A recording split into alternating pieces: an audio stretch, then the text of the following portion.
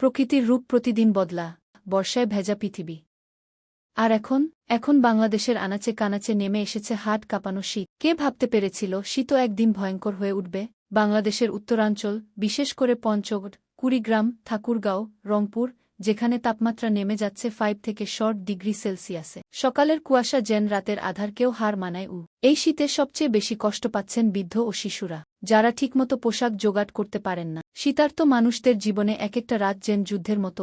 শীত মানেই শুধু ঠান্ডা লাগা নয়, এই সময় বাড়ে নিউমোনিয়া, শ্বাসকষ্ট, ডায়রিয়া আর শিশুদের জন্য হয়ে ওঠে প্রাণঘাতী রোগ। হাসপাতালগুলো বাড়ছে রোগীর চাপ, তবে অন্ধকারের মধ্যেও আশার আলো আছে। অনেক সংস্থা ও স্বেচ্ছাসেবক দল শীতবস্ত্র বিতরণে কাজ করছে। কিন্তু প্রশ্ন হল, এটা কি যথেষ্ট? একটা পরিবারের কথা ভাবুন, একটাও মোটা কাপড় নেই। একটা শিশু রাতভর কাঁপছে, আর একজন মা আতঙ্কে কাঁদছেন। তাদের জন্য কি আমরা কিছু করতে পারি না?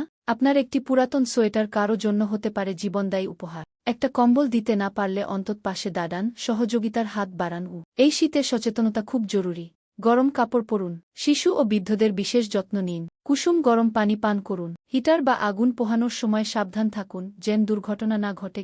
প্রচণ্ড শীত আমাদের মানবতাকে জাগিয়ে তোলে। চলুন আমরা যে যার অবস্থান থেকে সহায়তার হাত বাড়াই। শীত শুধু তাপমাত্রা নয়, এটা একটি পরীক্ষা আমাদের সহানুভূতির।